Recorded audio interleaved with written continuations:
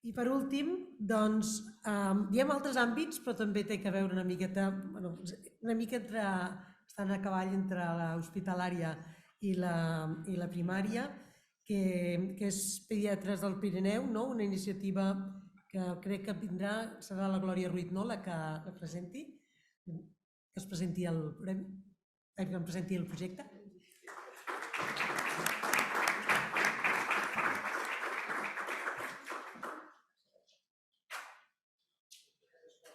No ho hem dit, però tenen 400 euros perquè s'ho facin bé amb alguna activitat els que sou membres d'aquest projecte.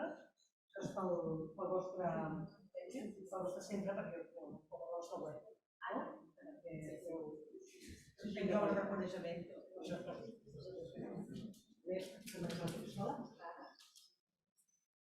Si treballeu amb ella podeu pujar, eh? Sí, sisplau, venim tot l'equip.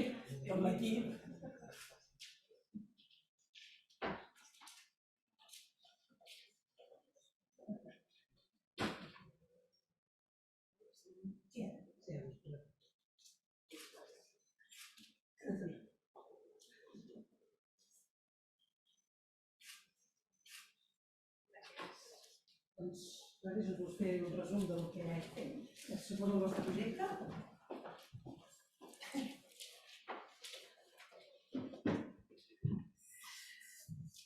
Bé, doncs aquest és el nostre projecte, es diu Pediatria dels Pirineus.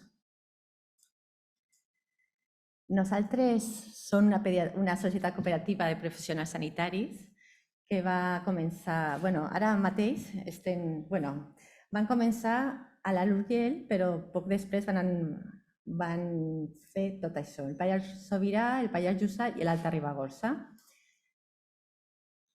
Explico una mica, a la llei de cooperatives de Catalunya i estem inscrites al registre de cooperatives de Lleida. Ara mateix són tots aquests, però a veure un moment, que crec que s'ha anat molt ràpid, o no? No, vale. Són aquests, sí. Van començar amb 4 persones en la societat i ara mateix són 25. Quan i per què? La primera fase va començar a gener del 2009. En aquell moment va començar per un problema de cobertura de pediatria a la Lurgell. Hi havia molts problemes perquè no hi havia pediatres en aquell moment, tota la gent que es contractava era per a fer guàrdies o fer un treball puntual a preus abusius i a més que no hi havia un equip, no es podia treballar en equip. A l'octubre de 2009 s'inicia Pediatria dels Pirineus a la Lurgell amb 4 socis, 2 treballant a la zona i altres 2 que estaven a Sant Joan de Déu, que és el nostre soci cooperatiu. Soci col·laborador, perdona. I tot això en un model d'autogestió.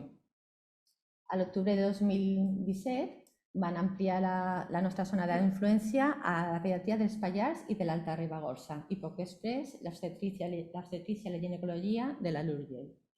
I com a última fase, a l'abril de 2023, o sigui, ara fa poc, les llevadores de la Fundació Sant Hospital, que és l'Hospital de la Seu d'Urgell, van entrar també en Pediatria dels Pirineus, creant així la unitat materno-infantil a la Seu d'Urgell.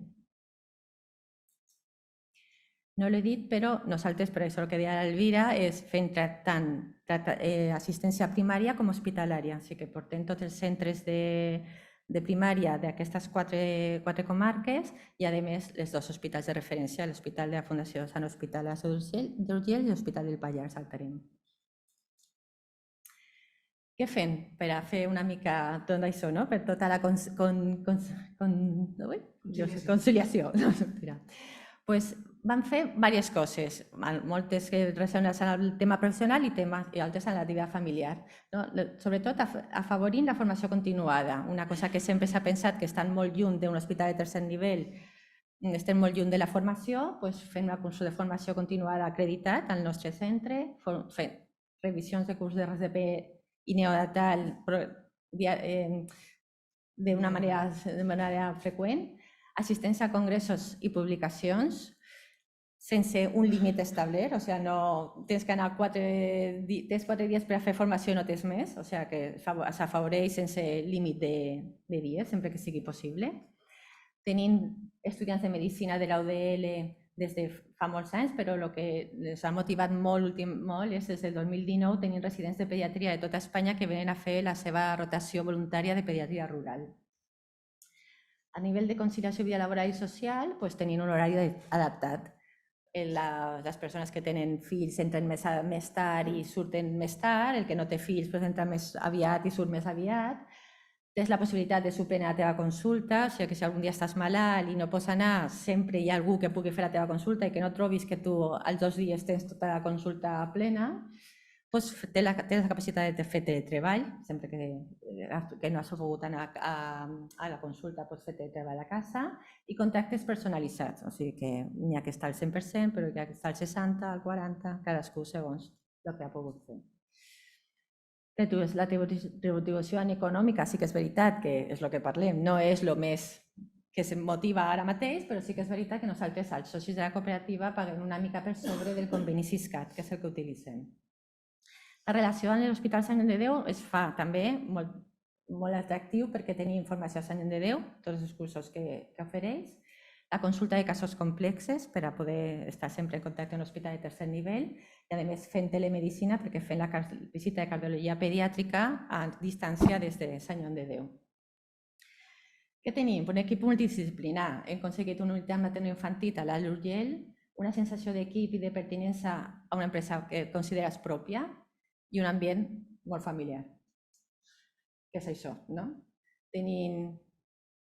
Influint en moltes coses a la comarca, o sigui que estem fent cursos de RCP per nosaltres, però també per a la comunitat, estem a la ràdio, a la televisió, fent formació als nens petits a les escoles i fent excursions, dinars, sopars i fent de tot, vamos.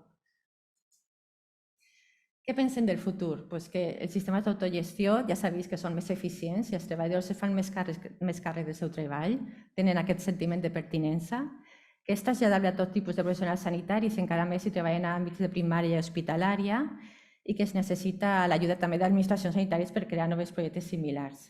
Per objectivar una mica la sensació que tenien subjectiva, van passar, aprofitant la que ens presentaven aquest premi, el qüestionari QBP35 de mesura de la qualitat de vida professional, i es va sortir que en el tema recolzament de la direcció el 96% de tots pensaven que estaven bastant o molt recolzats, que la càrrega de treball era més o menys, o sigui, el 45% pensaven que eren res o poc i un 54% que bastant i molt.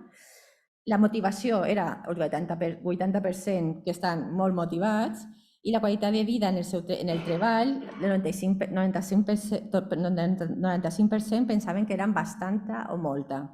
I no havia diferències entre metges i llevadores, que eren les dues entitats que tenia. I moltes gràcies a vosaltres i a tots els meus companys que tenen aquesta vista per...